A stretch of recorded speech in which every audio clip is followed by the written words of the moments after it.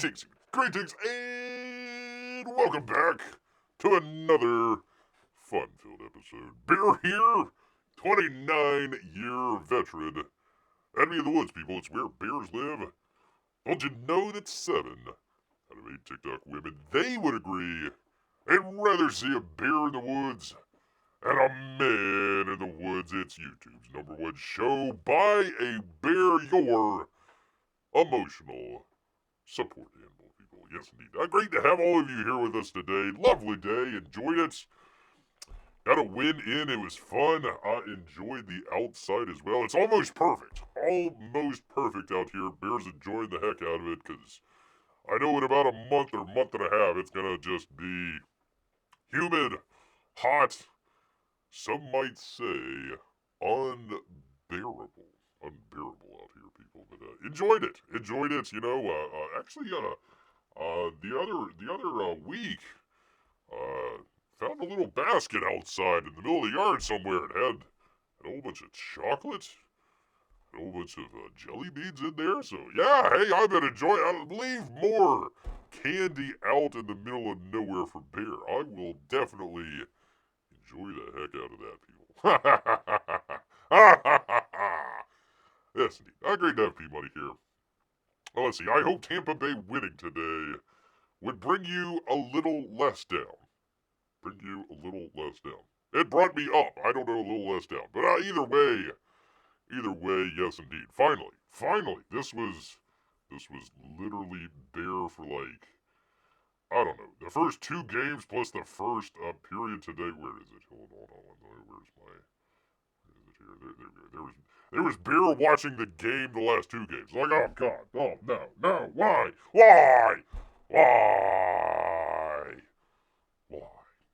Took me a while. Took me a while to come back around, man. Finally. Hey, Bear, Tampa Bay finally wins. Oh, I see where we're going with this. Tampa Bay finally wins, and it looks like the Leafs might finally lose. Oh my god, I have not been paying attention. Ottawa coming back. Like I said, P-Money, watch out for Ottawa. They're doing pretty good this year. Doing pretty good here. I'm watching Bear and the Leafs at the same time. Oh, hold on. Let me check what the score is. 1 second. I have not been... Bear does not have... I don't have this... I don't have ESPN. I don't have... What is it? Max? HBO True Max, whatever the hell it is. I've got neither of those. So I've got a local kind of a sports outlet that I'm able to watch it. It's only the first round, so I've got to figure out what to do if we actually, knock on wood, win this out, P-Money. But, yeah, so I have not always enjoyed that when it was on, NBC. It's on NBC, they'd have it on the different channels, and, you know, you'd watch your game and then maybe leave the next game on if it was like a double or triple header, just have that on in the background, kind of listening and kind of fun. I haven't been able to do that. That's how Bear got into hockey. I just always had it in the background as I was, what was I doing? I was some sort of video work that Bear was doing. I forget exactly what. I was in the back listening. You know, I just wanted to have something on, so I had the games going on in the back. So that's how Bear came across hockey. I came across kind of the rhythm, the flow of it, being able to listen, you know, from the other room and everything. So, and then said, hey, you know what, might as well have a local hockey team. Started cheering for Tampa Bay. So that's how it all started, people. That's how it all started for old Bear out here. All right, hold on 1 second. Let me check this here. Hold on. Let's see, Toronto. What? It says Toronto's up 3 games. Am I reading this wrong? Hold on. Am I reading this wrong? Toronto leads 3-0. Okay. But they're down this game, so I don't know. Maybe the Senators can come back. You never know. I didn't. Okay, maybe I misread that. Looks like the Leafs. This game might finally win, or finally lose. Okay. Watching Bear and the Leafs at the same time. Hi, Bear. Hi, P-Money. Hello, Melissa. I hope you're doing well and enjoying life. Just generally enjoying life. It was an exciting Minnesota-Vegas game. 4-3. Look at there. Series tied. I did not think that the Wild would give them that much trouble. Okay, well, good for them. Good for them. Patty Maroon from the Tampa Bay Lightning is on the Wild, if Beer remembers correctly. Did he get a score? Please tell me he got a score. At least an assist. Pardon me, people.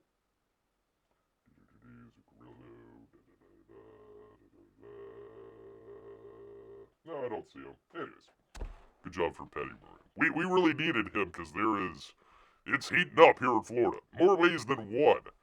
Let's see. We had a suspension the last game. We're probably going to have a suspension coming up this next game. Lots of animosity, as they say out there on the ice, people. A lot of animosity, people. Yes, indeed. All right. What the heck? Where are we? Gosh dang it, Bear. So off track. Talking hockey talk here. By the way, P-Money. Question. So the next game's Monday at like 6:30. So we normally do the chat council. So I'm trying to figure out what the heck to do on Monday. So if you've got any good ideas, let me know. I could do a later in the evening show, probably, I don't know, 9:30, 10 o'clock-ish, I guess. Or maybe do it on Tuesday. Maybe do like an extra special long version of it on Tuesday. I could do like 2 hours on Tuesday. Or just wait until, I don't know. Hell, we could do it tonight. I could scrap the entire show tonight, and we can do a chat council instead. It's up to you, good people out here. I can do either or, people. So let me know in the old description. Which, by the way, I'll bring this up here. Just kind of give you guys kind of a headline of what we got going on here. Thing with the thing. Hit the thing. And you. Good people. There we go.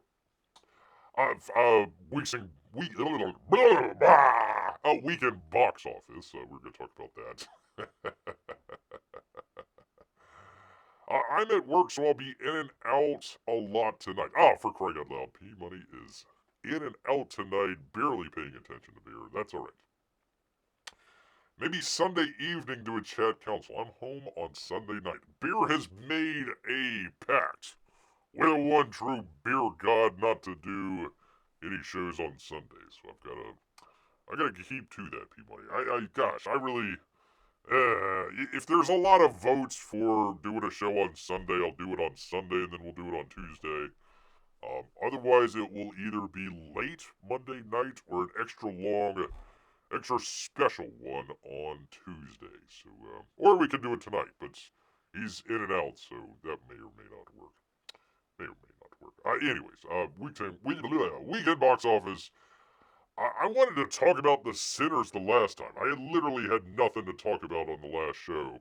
I was trying to find some way to talk about this sort of stuff. Found an article last time, and it was all about reparations and that sort of stuff. I was like, no, that's not what we're doing here.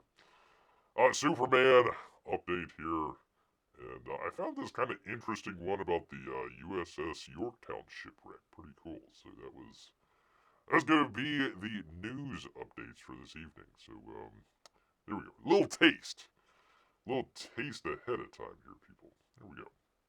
So here we go. I kind of like this. I like this thumbnail. LOL, I'm also not working Tuesday, so if you want to do it late Monday, that's fine. Wait a minute. LOL, I'm also not working Tuesday. Oh, so if I do it late Monday, that's fine. Oh, okay. I gotcha. Okay.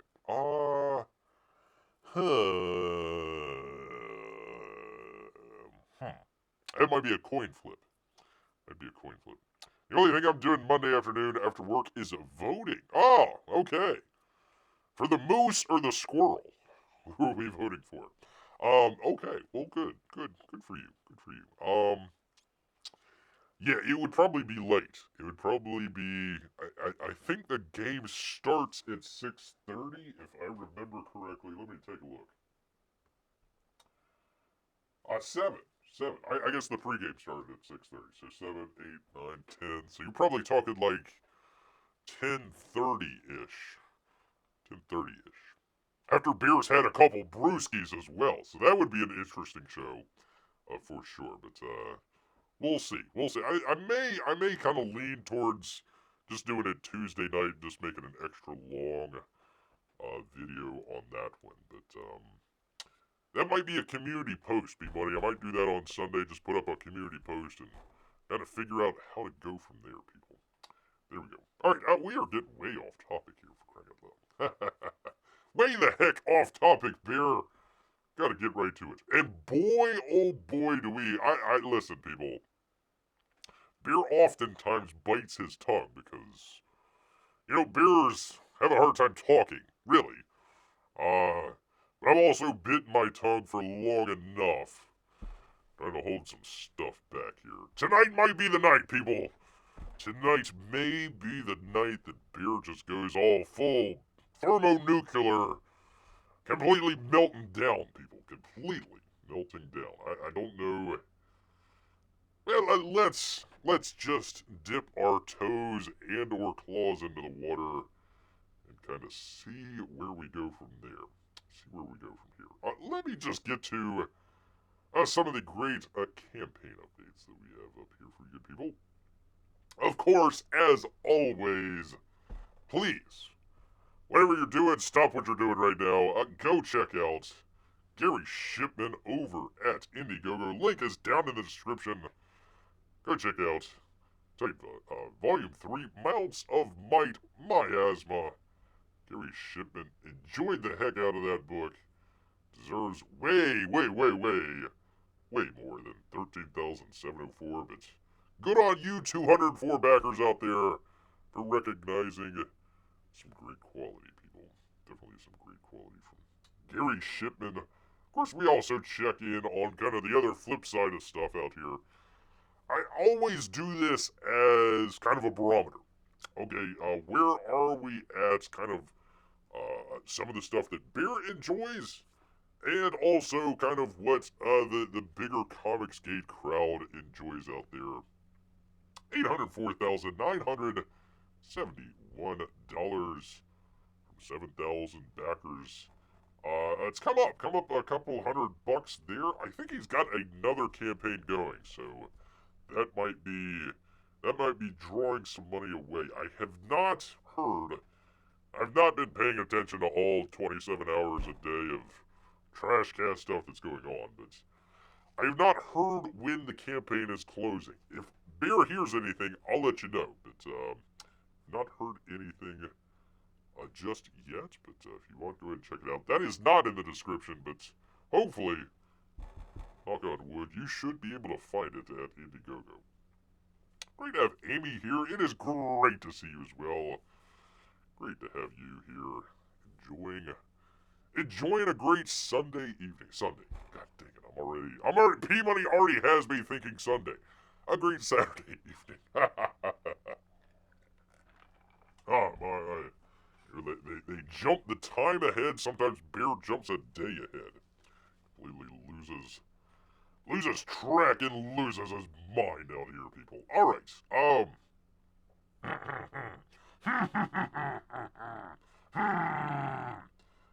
I've got thoughts, people. I've got thoughts out here. How should I do this? Compare and contrast. Let's do a compare and contrast, people. It is a nice evening, says Amy. The weather is good out by the cave. It is. I was saying earlier, it's right at that right nice spot where you're enjoying your time outside. You just got over all the pollen stuff, so you're clearing the throat and enjoying it right before it's about to hit like 97 degrees and like 90% humidity, and you go outside and you need like 5 gallons of water just to go to the mailbox or whatever. It's right in that golden time, people. Right in that golden time. So I appreciate all of you here with Bear. You could be enjoying your Saturday evening. You're right here with Bear. I appreciate that. Thank you so much. Thank you so much. This is from Graham Nolan. He's got a fulfillment update here. Hey, gang. Hey. All the books are being reprinted. He had an issue of printing. That'd be Joe Frankenstein number 3, The Eye of Ra. Or Ra, if you prefer. Apparently there was an issue with it. He got the books in. Apparently there was a quality control issue. So now all of the books are being reprinted. Which, by the way, I am glad, like, the first sentence, right? Not, let me tell you about my day, and I had to do this, and, my bowel movement, blah, blah, blah, blah, blah. Listen, hey, listen, people, you back the book, you came to me, Graham Nolan, you says, hey, Graham, I trust you. You've done some good stuff there in the past. I'm going to give you my money so you can make your next Joe Frankenstein book. And he says, hey, listen, folks. Listen, we're all in this together. We're partners. You're my partner out here. Not that kind of partner, but we're all in this together out here. And first sentence, all the books are being reprinted. He says, I am told they should be complete and ready to ship here at the end of next week. Once we have them, they'll do a quality control check, and we will immediately begin fulfilling. Everything else has been ready to go since March. So, for the folks out there, hashtag late books. Yes, technically, it's late. Yes, of course. But there was a reason why, and it's not like 100% Graham Nolan's fault here. He had an issue with the printing company out here. Quality control issues. So, again, we apologize for this delay, but it was either ship a substandard product on time or redo it correctly so you get the quality you expect from Compass Comics.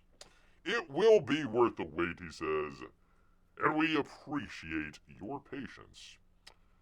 He goes on to say, any questions, feel free to reach out. Thanks. That's the G-Man. There you go. I like this cover. Pretty cool. Joe Frankenstein 3, The Eye of Ra. There we go, pretty cool. I like how he signed his name there. That's pretty cool. Oh, there's a hand coming out of there, too. Look at there. I did not notice that before. Just curiosity's sake, if it's okay for asking. What? What are we asking? Who's older anyways? Amy or... pay money. How dare you, sir? How dare you, sir? You'd never ask a woman her age? Crying out loud, they're two lovely. I believe they are twins. I believe Amy and Melissa are twins. Maybe Amy might have been born like a minute and a half behind Melissa. So that's old enough, really. That's old enough. Curiosity's sake, for crying out loud. All right, here we go. Listen, things happen. Things happen out here. But he's saying, hey, we're going to reprint the book. It was substandard. I checked it out. It wasn't up to it. We're going to do a quality control when they get in. We've had everything ready. To go. But, hey, it's going to be a short wait. But, hey, anything, feel free to reach out. I'm right here. Graham Nolan. All sorts of good stuff. Technically, I didn't ask their age. I just asked who's older. I think that's even worse, P-Money. I think that's technically worse. But, we'll go with it. He technically did not ask the age. Just says, hey, Amy or Melissa, who is older? Who's older out there? You're going to get beer in trouble, and I'm not. Listen, I did not come up with that. I'm trying to save your bacon here, P-Money, so. All right, anyways, okay. Compare and contrast, people. Compare and contrast. So we have here, from Shane Davis. I just texted my wife, and she said, yes, it's worse.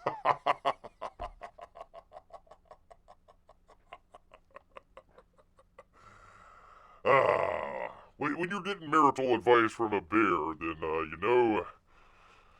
you know you're in trouble. You definitely know that you're in trouble. There you go. Never ask, just assume. Just assume and go along with it, Peabody. Go along with it. From Shane Davis. Not shaved anus. People, I am a professional here. He's got an update from 9 Lives Comics. He says, hey there, 9 Lives Comics crew! Our unstoppable legion of Bad A fans. Oh, for crying out loud. We've just roared across the finish line with Inglorious Rex 3 racking up a jaw-dropping $301,335 and rallying 3,369 of you epic backers to the cause. This victory lap would have happened without your raw, unfiltered awesomeness. Seriously, for crying out. Peabody, do I go there? Shall Bear go there, or shall I continue biting my tongue once again? It hurts, people. It definitely hurts to bite your tongue. If you ever, you're eating ice cream, or maybe a delicious sandwich out there, blah blah blah blah blah. Then you bite your tongue, like that's how Bear is right now. Like should I go there or should I not go there, Peabody? I have no. Well, I've got ideas. Get ready to crank the volume to allow for crying out loud. Because we're slamming the pedal to the metal on our next epic adventure. Oh, an anatomic comic book that's gonna blow your mind, people. Blow your mind. Plunging headfirst in the grimy, neon-drenched depths of our city that forged Inglorious Rex, a wild, untamed urban sprawl, pulsing with danger and attitude. That should have been the second book. Listen. Inglorious Rex 1, it was a good book. It wasn't the greatest book in the world. I thought it had a nice twist at the end. It was well drawn. I thought the story was pretty good. I think that Shane Davis has a really great concept with what he's doing in there, and then he literally jumped the monster shark in the second book and says, you know what? Instead of monsters fighting monsters in like a boxing arena, which is an interesting take, I kind of enjoy it. No, they're monsters fighting other monsters, and then there's a bigger monster. Oh, wow, look at there, there's a bigger monster than the other giant monsters that we have. When all we wanted to do was talk about giant frickin' monsters to begin with. It's like, it's just like every other frickin' sci-fi adventure, it's just generic. Generic, so we put it up against, very glad we put it up against Godlike. Because Godlike, listen, I like John Malin, that was a terrible book. Just awful. Just awful. Ay. Oh, that's a risky statement if my mind isn't blown. Yeah.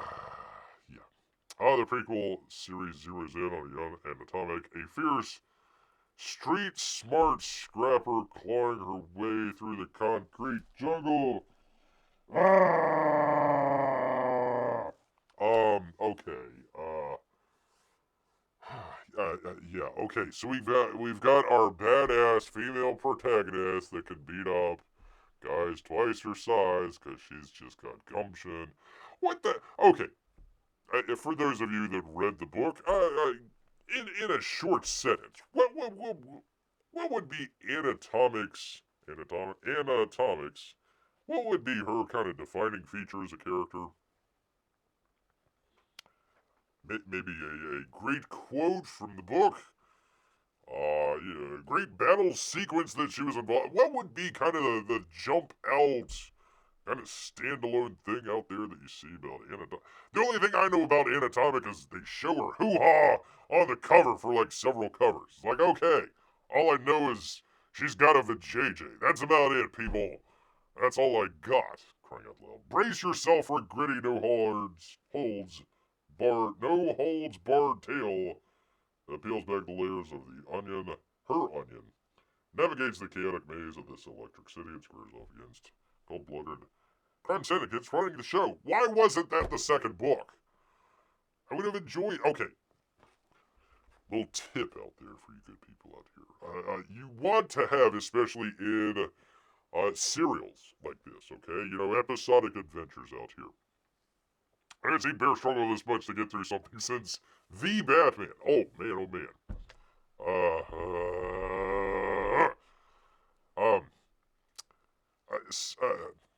You have your peaks and your troughs, right? Okay, think of it like a wave, right? So, as you're building your story, okay, the first book, you're building your story up, you're finding out who Rex, gosh, I'm trying to remember that, Johnny something or other, the main character in there, you're building him up, okay, he's fighting this other guy, loses, okay, I need to come back and be stronger and harder, I've got this, connection with my dead brother and the monster. We're kind of connected through this, like, mental telepathy through the monster. And, you're kind of hearing voices from the dead brother coming through the monster. It's interesting. It's an interesting concept. So you're building that, and they're fighting at the very end, and Rex wins, rah, rah, rah, rah. Then you got a very interesting twist. At the very end, the entire thing, the entire city that you've seen is under a bubble. It's been under a bubble, and outside that bubble is a whole bunch of just ruins of Earth. And you find out that, they've been ravaged by these monsters. You don't know what it is or where they come from or anything like that. It's just kind of this, one oasis against the landscape of destruction out there. So you've been watching something that's, monsters boxing. But then they got a bigger concept out there. Okay. All right, next book. What do? You're going through that trough. You've already hit that peak. You gotta go through that trough again before you come back up to the next peak. So you say, okay, here's what we're gonna do. We're gonna brace ourselves for a gritty, no hearts barred tail that peels back the layer of this character here, navigates the chaotic maze of this electric city and squares off against cold-blooded crime syndicates running the show. You bring your stakes back down to a more human level, right? Wild, untamed urban sprawl with danger. So you might not have your giant monster is the one fighting. Once you get outside the monster and you're walking around the city, you gotta take care of yourself. You don't have the monster to help you out. So going through that trough, and then you build back up, and you get to the point in like the first part of the second book where he's fighting again with Anatomic, and then maybe at the very end, that's where you have, the monster coming into the city, and like I said, you should have the outside monsters fighting inside the city, but okay, you gotta go outside the city. Fine, whatever. Don't bring up another giant freaking monster that's bigger than the monsters you already have. Right out loud. Scale! Scale, people, scale. Sorry if I'm getting loud. Scale. You gotta have scale and also writing those peaks and troughs through your story. We don't have that here. We don't have that. So, anyways, we love to kick things up a notch for rolling out secret tears, yada yada. Okay. Compare and contrast here with what we were talking about with Rex.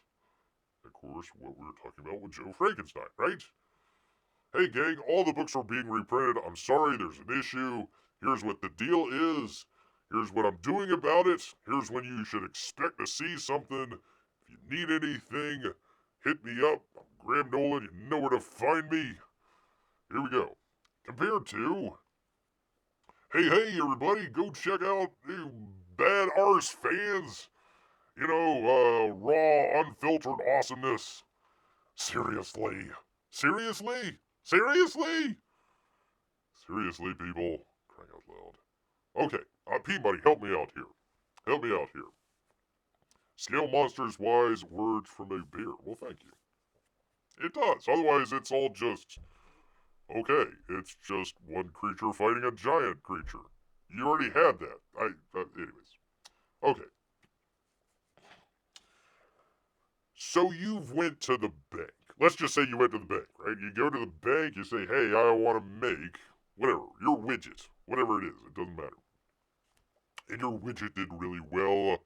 it sold it all back. So you're going back to the bank, saying, "Hey, Mr. Banker out there, thank you, everyone, thank you so much for, believing in me in this little project that I need to make my widgets from. Here's your money back plus your interest in there." When you're writing your little note, or maybe you're in front of the banker, whoever you're talking, do you talk like this? You talk like, hey, you bad arse banker out there, you're raw and awesome, unfiltered awesomeness. Yeah, all right, we're cranking it up to 11, man. No, Shane, let me help you out here, please. If you listen to nothing else from Bear, just listen to this. The people here, the 3,369 people that backed your book, they're not customers. Your book is not on the shelf, and we're not going to the shelf and picking the thing off the shelf and paying the retailer, whatever cost it was. Oh, okay, I get to read a Shane Davis book. Yay, all right. No, you are a backer, man. We're partners. We're partners in this. Yo, bring a little bit of frickin' respect to the people that are backing your book. Don't treat people like an ATM machine and, oh, well, I got a new book out there. Well, let me put it out there and, hey, look, I'm going to make another $300,000. Yay, me. No. Listen. No. You think it's hard, coming up with, great stories and great artwork and, fulfilling and all that stuff. Hey, guess what? It's also pretty hard coming up with money, especially these days. Going through a recession or almost a recession. You're selling a $35 book. Listen, we can debate whether or not it's worth $35 or not. I can't debate whether or not that's a lot of money to be asking for a book. It's not signed either. People, I guess, learned their lesson early on. So, listen, the thing that I have about this, all of this, it's fine. Listen, if you like Shane Davis, please, by all means, go right ahead. Here, I will drop the... Well, the 9 Lives is in the description. Just go ahead and go down in the description. It's down there. Don't worry about it. If you want to go check it out, please, by all means. I'm just a little tired of being, insulted. Maybe insulted's maybe the wrong word, but talked down to. Hey, everybody, come check my book out. All right, yeah, hey. Hey, I'm a backer, genius. We're bringing up the money ahead of time, not after you finished it out. Not an ATM machine. I'm surprised. Probably, if it hasn't already happened, it probably soon enough gonna have a pretty big consumer pushback on a lot of this stuff out here. I'm not trying to complain about late books, but hey, there's books that are late. There's books that you're charging quite a bit of money for. Plus, okay, you're paying $35 plus usually $10, P-Money, $20 maybe for shipping. Coming up close to $50 for your book. We're supposed to be backing it. We're not customers out here, for crying out loud. So, anyways, go check it out. You can go check out hats and merch and all that good stuff. I'm sick of. I'm sick of artists out there thinking that they're the top of the game, and then the people that back them are looked down upon. I think that's not how Comicsgate started. It's not how it went for quite a while, but it's how it's become. And you can make all the Trashcast videos you want.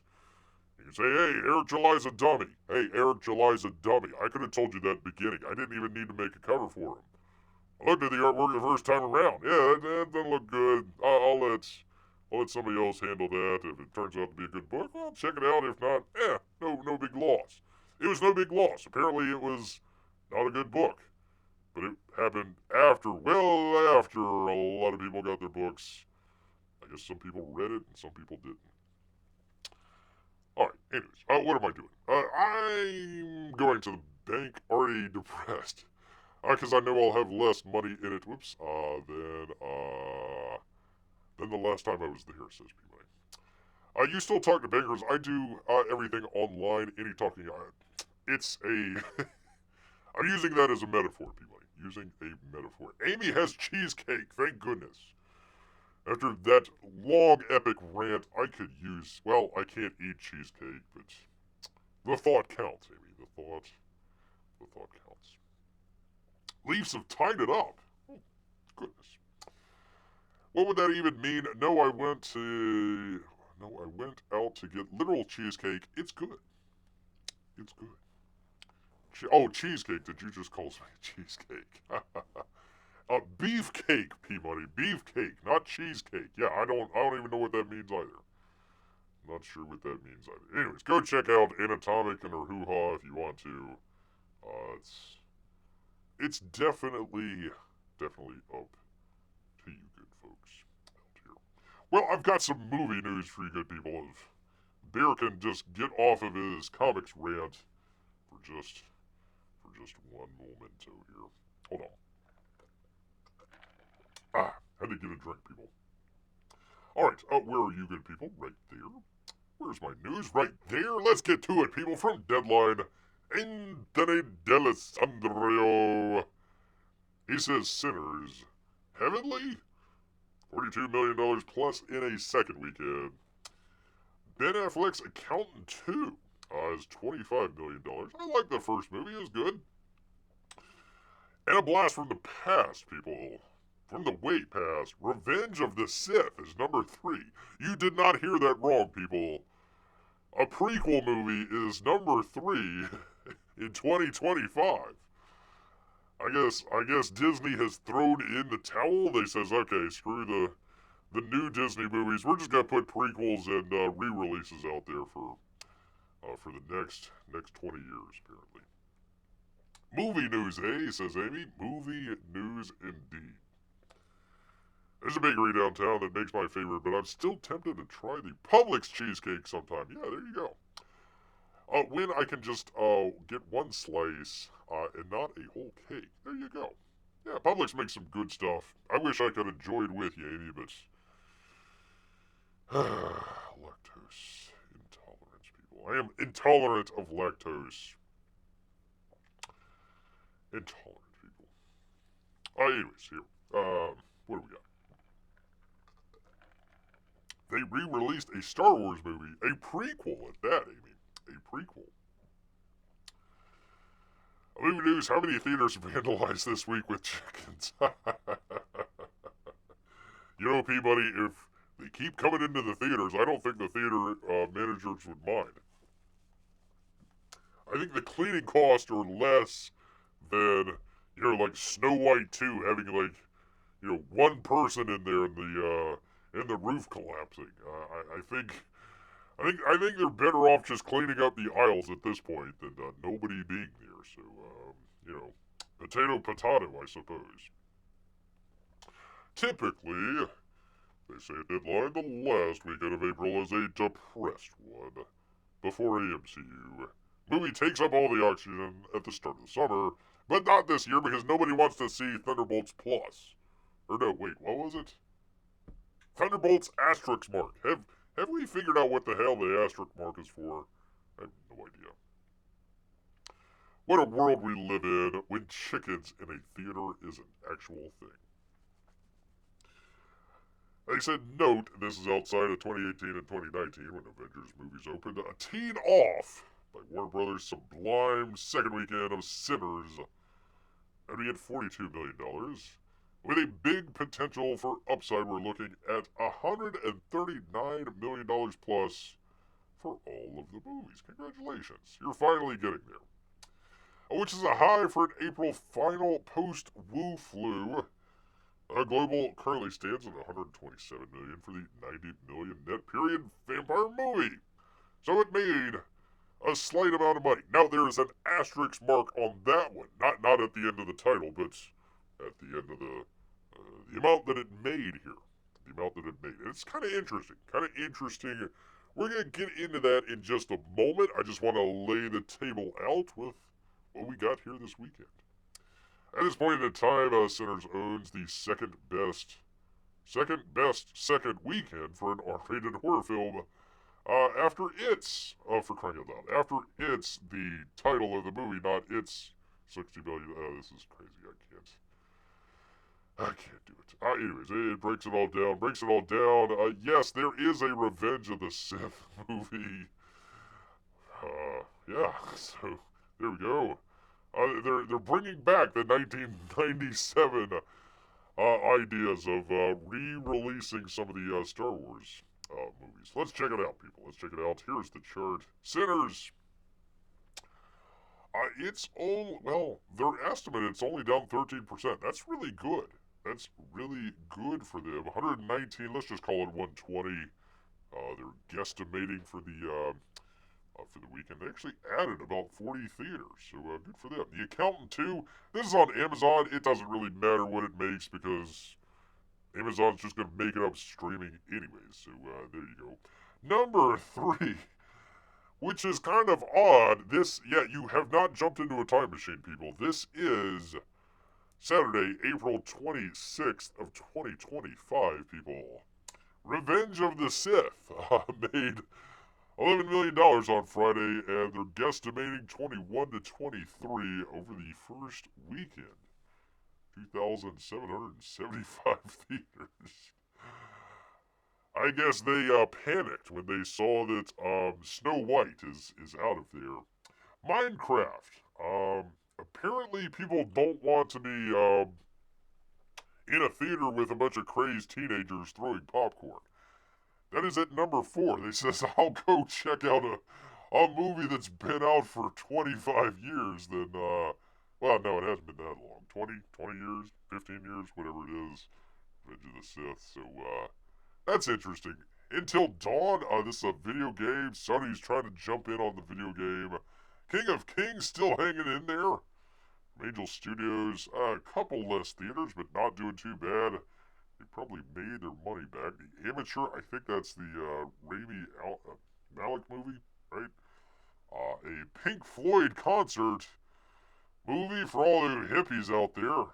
I guess it was 420 the other day, so might as well have a Pink Floyd movie out there. Warfare from A24. Not doing too bad. $21 million. The Legend of Okie Dokie, in drop. And you notice what we didn't have in there. Actually, hold on. Let's check it out. Universal, A24, Trafalgar, 20th Century. Well, I guess technically that would be Disney. Well, no, wait. That is still Fox. That's still Fox. Angel Studio, Warner Brothers Legacy. Finally, Disney shows up. They're at number 3, but it's a remake or a re-release of a movie from 15 to 20 years ago. So apparently they panicked. I don't know if this had been on the docket or not. But yeah, if all else fails, release Star Wars again. I guess that is the button that they hit. Because Snow White is out of the picture, people. It is no bueno. It's still the number 3 grossing movie of the year. Now, the production budget was way out of line, so they're never going to make their money back, but it did make money. It's not like it didn't make money. All these people out there poo-pooing it. It's not like it did bad. It's just that it cost a whole lot, and it didn't make that back. So, we'll see. Maybe with streaming, I don't know. But we're going to talk here. We're going to talk a little bit about Sinners. And not so much the movie itself, but the kind of implications that it has moving forward. You can do the okey pokey, and you can turn yourself around if that's what it's all about. That's right, P-Money. That's right. P-Money, listen, I'm gonna, little behind the scenes here for you good people. If I can relate, if Bear can relate to you good people out here, but sometimes, listen, this is hard for Bear, but sometimes back,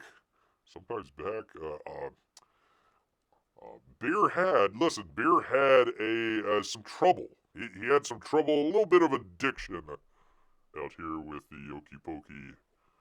But after some years, I was able to turn myself around. There you go. Not too many Okey Pokey jokes out there, but listen, they're not all golden. They're not all home runs out there, but I try. Listen, they might be dad jokes out here. I get that. I get that, but it's something. It's something. Congrats, Bear. Thank you. Thank you. I turned myself around from my Okey Pokey addiction, people. Isn't it Hokey Pokey? I think it's Hokey Pokey. And you turned yourself around. Okay, we need a video doing the Okey Pokey right now. I'm trying to get over my addiction, Peabody. Gosh dang it. gonna fall off the wagon. Gonna fall off that Hokey Pokey wagon and it's all downhill from there.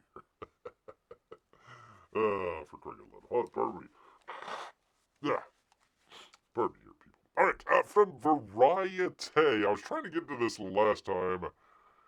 They're trying to do something completely racial that's not what we wanted to get into.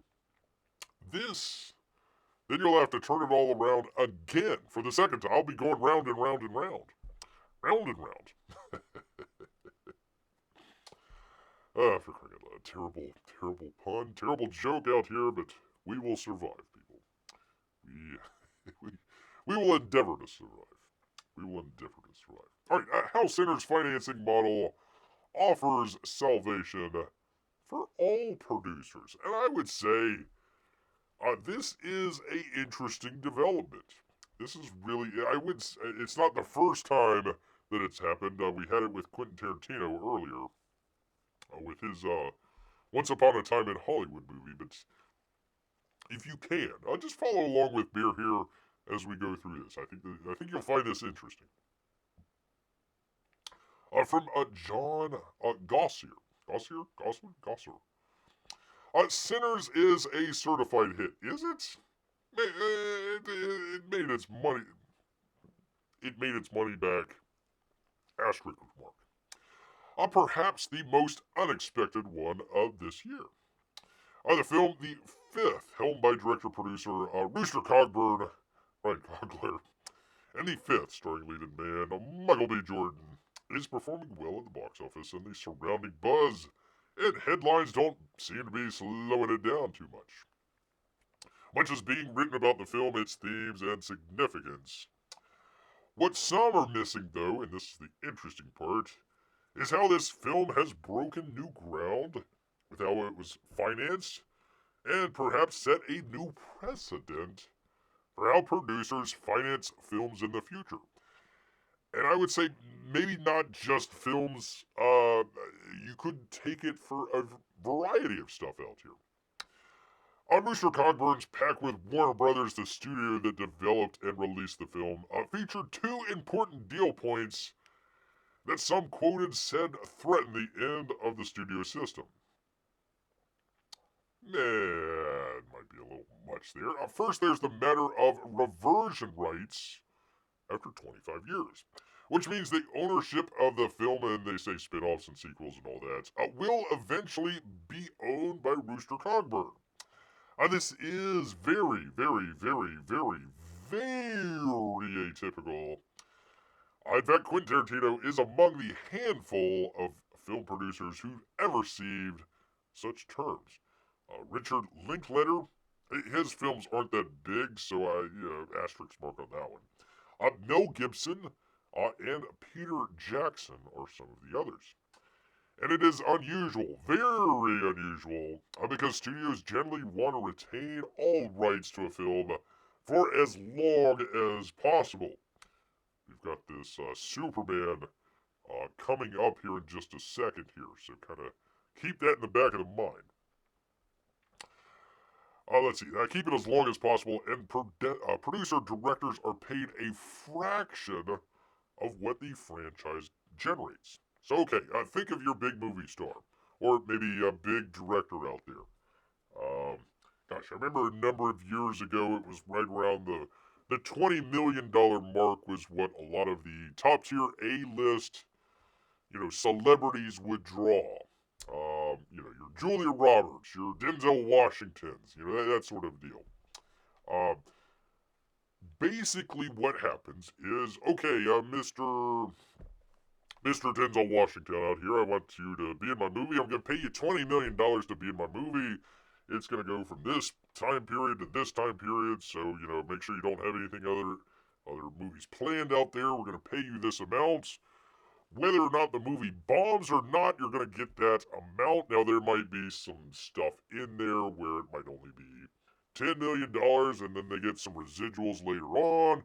It depends on how the deal works out and how they negotiate it. Most of the time, 99.99999% of the time, it's money up front, nothing on the back end. All that stuff on the back end goes to the studios and sometimes the producers out there. So that's where we're at. That's where we're kind of coming from. In a deal like this, that will happen for 25 years. So Sinners is going to be in the hands of Warner Brothers, okay, for 25 years. And then after that, Rooster Cogburn is going to get the rights to the either one movie or if you want to say a franchise, whatever the case may be. After that, in 2050, it's going to be his. He's going to be able to claim ownership for it. You don't see that. You do not see that in today's market. If Sinners does become a massive franchise with spin-offs, I don't know if it will, but it could. That means Rooster Cogburn has 25 years to build up a universe of ideas and revenue streams that he'll inherit from Warner Brothers in 2050. While it's not clear if that's what Rooster Cogburn will want to do, the financial implications suggest it's something people are probably telling him he should do. The second deal point that everyone in Hollywood is buzzing about is day one gross revenue sharing. You never see this, people. You never see this. So when we were talking earlier about some of the Warner Brothers trouble and they're trying to bring auteur filmmakers in, they got rid of Christopher Nolan. Got rid of him. They're like, oh my god, what are we going to do? We don't have a marquee name. Let's bring in Rooster Cogburn. Quick, bring him in here from Black Panther fame. Let's bring him in here. Okay, how are we going to keep him? Okay, we're going to give him 25 years, and then, the rights are reverted back to him. And then also day one gross revenue sharing. That is a big deal, people. The exact terms aren't public, but it's been reported that Rooster Cogburn started earning 5% of gross sales. Okay, this isn't profit. This is somebody buying a ticket. You get 5% of that. Not laundered through, not any of this. I mean, it could be, but it is Hollywood funny money accounting out there. He's getting 5% right off the top. It doesn't exactly say how long that's going to, go. Is that going to happen? Was that just for the first day that it opened? The first weekend? The theatrical run? Is that going to include maybe some of the revenue gross from streaming? It doesn't say. We haven't figured that out just yet. But this is pretty big here. Pretty big. Vampire franchise, huh? How original. Okay, the vampire horror movie angle, that might not be what draws people in, but it's how it is getting made. That's the interesting part. This is why this also can kind of parlay over to Comicsgate as well. Think of Marvel, think of DC. They say, hey, we want to have, let's just say, for example, hey, EVS. Hey, Uncle E, he create, if I recall correctly, did he create the Guy Gardner character? If I'm wrong, I'm sorry. I'm not that big into it. I don't follow that. But let's just say he created a character out there. Or like Chuck Dixon. Chuck Dixon, he creates Bane, for example. Okay, Chuck Dixon, you've created Bane. You're going to get 5% off of any gross that we make here at Marvel. Marvel? DC, pardon me, people, pardon me, DC. And then after 25 years, you're going to get that right to Bane. That's huge. That's huge. That would be something that you should be angling for. Even if you don't like Marvel, DC, whatever the case may be, some of the younger artists coming up, hey, you may break your hands drawing day after day after day, but it's not going to be for nothing. It's not going to be just for, the small check. At the end of the day, okay, here's your, whatever the check is for this week or this month or this quarter, whatever. There you go. Thanks, Mr. Artist, Mr. or Mrs. Artist. No, you're actually profit sharing from that, and you actually have a vested interest in the character rather than just, oh, okay, I drew this, okay, whatever, goodbye. This is also unprecedented. For 100 years, people, the business model of Hollywood was that the studio needed to recoup all of their costs for making the movie, marketing it, all of that cocaine, and getting it into theaters and homes around the world before the producers, directors, actors, line people, whatever, made a single red cent. Now, they get paid, up front. That's why you see, a lot of these movie stars, wow, they're making $20 million a year. No, they made $20 million for that movie, but they might not make another $20 million for another 3 years, right? So they got to stretch that out. Taxes, California, all this sort of stuff. So they got to stretch that out. That really might only be a couple $1 million right there. So this is pretty big. Rooster Cogburn earning money from the gross revenue, not profit, gross revenue, along with the studio on day one, means that he can count in real time how much he's raking in, which they made, what was it? Hold on just one second. $119 million. So what was that? 5%? 5% of that is his. So normally we would look at this and say, okay, $120 million divided by 2 because half of it goes to the studios. So you'd only have 80, right? No. $60 million. $60 million out of that. He's taking it right off the top. He's taking it right off of the $120 million. So there you go. It goes on. I'm of the belief that signings like this will become the new normal. I sure the heck hope so. For studio finance films and television productions. Not just because of negotiating skills of a bankable auteur like Rooster Cogburn, but because of the other players in this deal forcing Hollywood to change. That would be independent financiers, people. It goes on. They talk about Domain Entertainment, division of Domain Capital. They're buying up all these catalogs of existing intellectual property and library content. So I'd be willing to bet that what was it? How much was it? 5%. I bet you probably 3 or 4% might actually go to Domain, probably, and then 1% goes to Rooster Cogburn. Still, that's a great deal. Don't get me wrong, but he's bringing these people in as his backup to say, hey, I've got money for my idea for the movie that I want to make for your studio, Warner Brothers. I need you to distribute it. I need you to market it. It's going to go out on your streaming service. I want a little bit off of the top for the gross, and then in 25 years, I want the rights to it. Boom.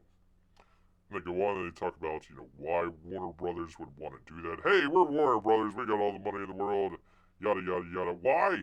Risk. There we go. Risk. They don't want the risk, people. They don't want to spend 100. Where is it? Hold on.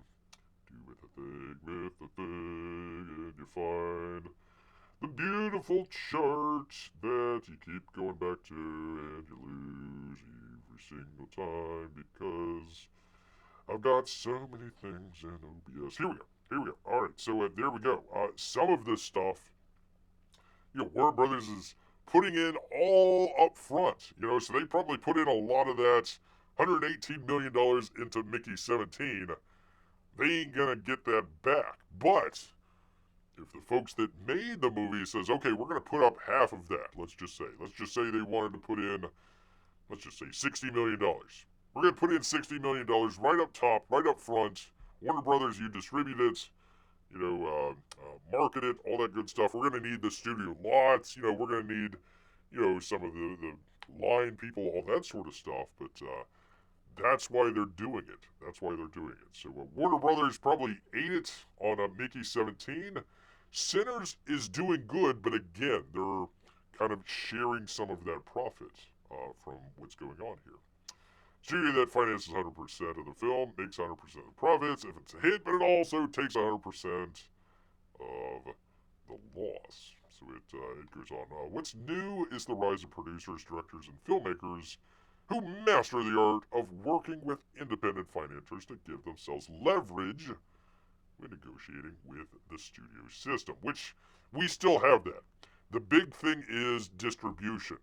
You're probably saying, well, why didn't Rooster Cogburn just go with, what was the name, Dominion? It's not Dominion, is it? Domain Capital. Not to be confused with the people that cheat on voting.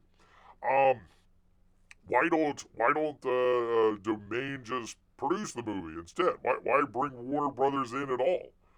Because they can't distribute it. That's why. They've got the lock.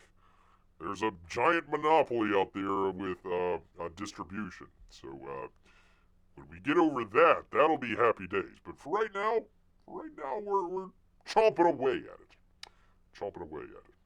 Well, yeah, even 1% of 120 million is a nice chunk of change, and it's gross. It's not profit. He could have, listen, it could have lost money, but he still would have made money on top of it because it's gross, right? Minus whatever they put into it, right? If they put in a bunch of money and they're only getting a small amount of top, yeah, you're still getting money off the top, but you've lost whatever you put into it. So, but if you're dead set with it, hey, I'm gonna make a vampire movie set in the South, starring an actor that plays twins. It's a vampire movie, but it's original IP. It's not anything, I would say special. I've heard okay things about it. It's not the greatest. It's not the worst. But that they could actually just do it, that's what we need more of. Everybody that's saying, oh, I'm tired of, Minecraft. I'm tired of the IP. I'm tired of, churning out comic book movies. I want something new. I want something different. Well, this is how you get it, people. This is how you get it. Let's see. This too is not exactly new. In 2018, Warner's co-financed the movie Joker with independent financer Skydance, founded by Oracle, da-da-da-da-da. They did not do that, I don't think, for Joker, so they took 100% of that loss, if I'm recalling correctly. What's new is the rise of producers, directors, and filmmakers who master the art of working with independent financiers to give themselves leverage when negotiating with the studio system. I would also add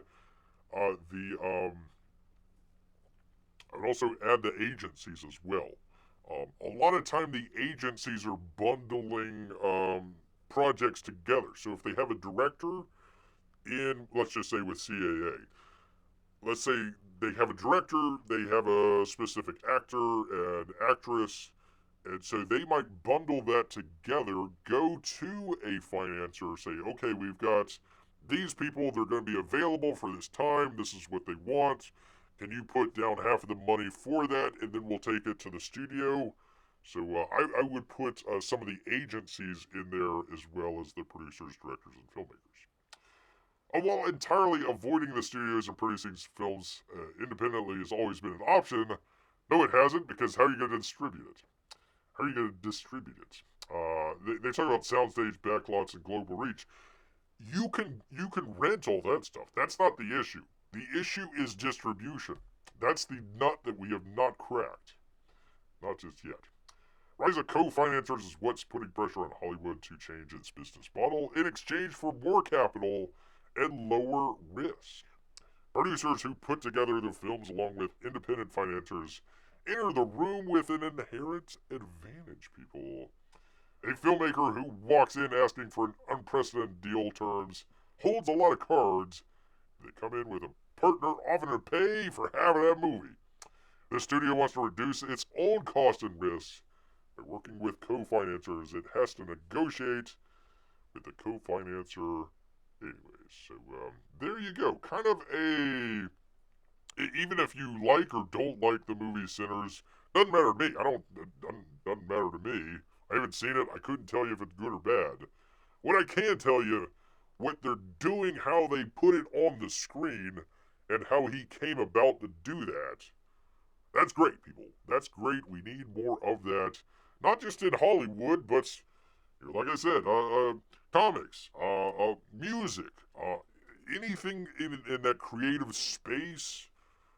I think that's a good idea, especially when you have artists maybe not fully in control, but have a little bit of piece of that pie and be able to take a little bit off of the top. Because listen, that's how you afford all these great giant big mansions in California with their giant taxes and all that cocaine as well. Cocaine ain't cheap, people. So that's how a lot of the big studio people, producers out there, that's how they get their money, is residuals and taking it all in. They might put up money up front, but they're getting it all on the back end, and they are holding they are holding on to that copyright and that IP for the longest time. For the longest time, people. From Variety, Gene Mattis. We've been talking about this for a little bit. Judges thrown out a lawsuit challenging Warner Brothers' copyright to Superman in 10 countries, finding that the federal courts have no jurisdiction over the dispute. I kind of figured that, but they're filing it in the wrong place. They're filing it in the United States. It has to do with the UK, Canada, Ireland, other British territories, I think Australia as well, and New Zealand, some of those places. In those places, the copyright was going with, where was it? The Schuster estate. Supposedly, they organized something here in the United States, and that's one copyright that they had, and then they had another one for overseas, and they're saying, hey, Warner Brothers, you're not paying us for that overseas copyright. And so they went to courts, but they went to the wrong court. They need to go to like a British court or a Canadian court, or yeah, there we go, Australia. So that's where I would go. Yeah, they have 25 years. 25 years is what they're talking about. I love the last sentence here. Studio's attorneys also argued that the Superman copyright issue has been exhaustively litigated and resolved. People, it's taken over. It's ours. Until about 9 years from now. The character is due to enter the public domain in 2034, so anybody other, please, dear God, than James Gunn can make a Superman movie if they so desire, not be sued by Warner Brothers. Litigious Warner Brothers. See, like, if I were to just, let's just say I were to, I don't know, put up something that had to do with, I don't know, like a TV series that didn't even come out on a network that's no longer even available. They never even showed the darn show, and you go to show just the preview of it, and you get your video taken down because Warner Brothers is being super duper duper duper litigious. God forbid you show any sort of live action Powerpuff Girl stuff. God forbid. Let me get it off of here. I might get struck. I love the, hold on. I can't go back. I might get struck. But there's Warner Brothers for you people. Amy says, right, you can make the film, but how do you get it into theaters? Very long story, Amy. I'm not going to go through it right now, but essentially you got to go through these studios.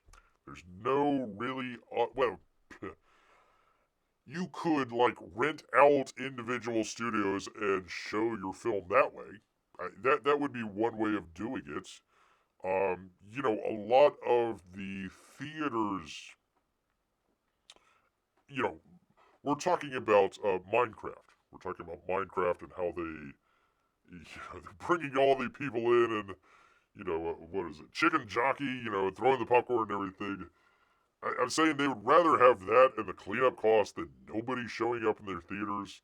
I mean, maybe if you had kind of a wide campaign out there, hey, theater owners out there, during your prime time showings, can you leave off one theater to show this I'm just going to say Sinners. Let's just say, for example, here. I've got this movie Sinners here. It's not going through any studios. It's not going through Warner Brothers. I'm just, Rooster Cogburn here. I'm just producing it myself with, what was it, Domain or whatever the hell it's called. Uh, would you like to show it in your theater for, half of the profits that way? Maybe. You could try it that way, but I don't think it would work. Lots of people have tried it different ways and just haven't been able to crack that nut, people. Streaming, maybe. Maybe you could try it with the streaming service, but again, you're at the mercy of Apple or Amazon or Netflix or whatever else is out there. And probably not getting a good deal as you would with, like, Warner Brothers. So, Warner Brothers was in a pickle. So they're probably putting a lot out there just so that they can, hey, listen, we're the spot for our tour filmmakers. Come on over to Warner Brothers and make your movie with us. So it's probably one of their maybe last gasp out here before they go under. All right, should I do this one? Kind of a last little palate cleanser for you good people. Let's do it. Why not here? What the heck? Let's show you what's going on here. Yes, that is a car at the bottom of the ocean. From the New York Post, David Popper. The USS Yorktown, that would be the aircraft carrier in World War II, the Shipwreck expedition leads to more incredible discoveries, people. They said a mysterious military vehicle located 3 miles underwater aboard the shipwrecked World War II era USS Yorktown wasn't the only shocking discovery made by researchers over the weekend.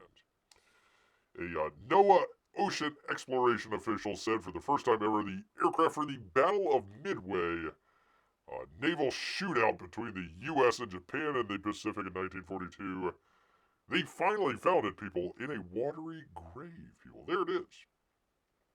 A previous exploration at Midway investigated ships engaged in battle. However, the dive on April 20th resulted in the extraordinary discovery of aircraft that fought at Midway lying underwater on the actual battlefield. So, planes flying over, they get shot down, they hit the water, and they sink. They sink 3 miles down, and they found them. The remotely operated vehicle used during the dive pinpointed the jumbled wreckage of at least 3 Douglas SBD Dauntless diver bombers in the aft starboard quarter, according to NOAA. One of the aircraft was still fully armed with a bomb attached in the release cradle. It is likely part of Yorktown's reserve force on the morning of the battle. Another plane with B-5 written on the fuselage is suspected of being bullet number 4581 that was assigned to Bombing Squadron 6 from the USS Enterprise. The USS Yorktown retrieved 2 Enterprise aircraft that were damaged in the attack on the Japanese-era Karga, according to the agency citing records. The planes were moved down to the hangar deck before they caught fire when underwater missiles. What? You mean torpedoes? Caught fire when underwater missiles from the Japanese pounded the ship. A further investigation is required to confirm if the 6B-5 was one of the Enterprise's aircraft on the Yorktown. Multiple plane wings, likely spares, were also captured on the camera from the ROV, with one of the wings first spotted during a 2023 expedition. And a hand-painted mural dubbed the Chart of the Cruises of the USS Yorktown was additionally found inside an elevator shaft that tracked the numerous voyages of the massive ship. Artwork was 42 feet by 12 feet It was only partially visible in the historic photographs focused on other people or subjects when the Yorktown was still sailing. Incredible finds were coupled with the discovery of an old Ford automobile. It was on the ship when it sank. What the hell is an automobile doing on a aircraft carrier that sank? Well, Captain or Admiral needs to get around somewhere when he's at Pearl Harbor, so apparently they had a really nice Ford car there on the Yorktown when it sank. And it's at the bottom of the Pacific, 3 miles down, people. 3 miles down. So pretty interesting. Pretty interesting. I hope you find that as interesting as Bear did. There's the car right there. Pretty interesting. Still looks pretty intact. I guess that's a kind of a cloth roof. So I guess that would fade away, but 3 miles down, that's pretty far down. People still pretty well reserved. There you go. Amy says, "Wow, that's cool." That is pretty cool, man. That is pretty cool. Yes, indeed, people. Yes, indeed. Well, I went from ranting and raving, people, to nice little thing to end the show with, people. So I hope you enjoyed that. If you are coming in late and you want to see the chat council on Monday, oh, by the way, what is the score? Bear has a conundrum, people.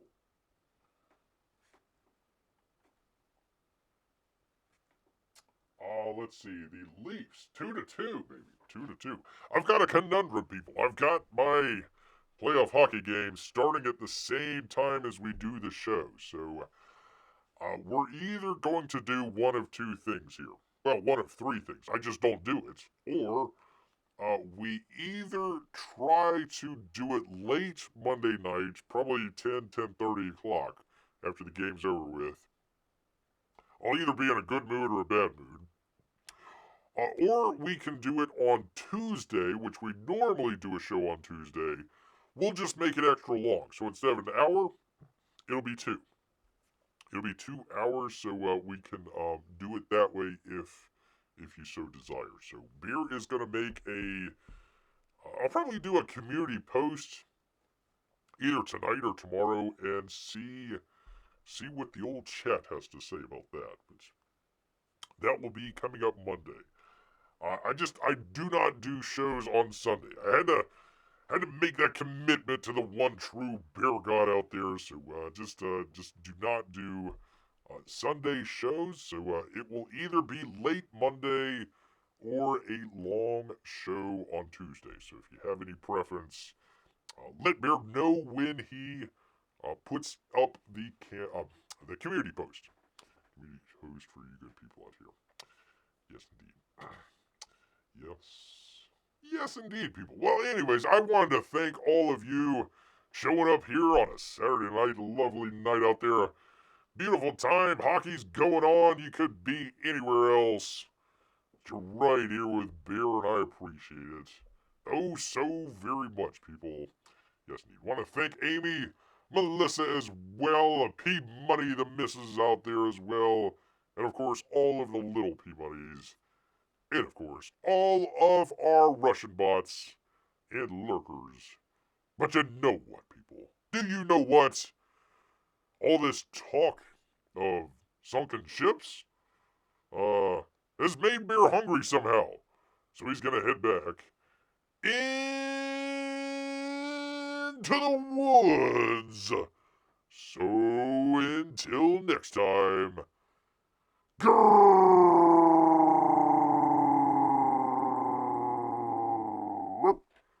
okay. Night, everyone. Have a great weekend.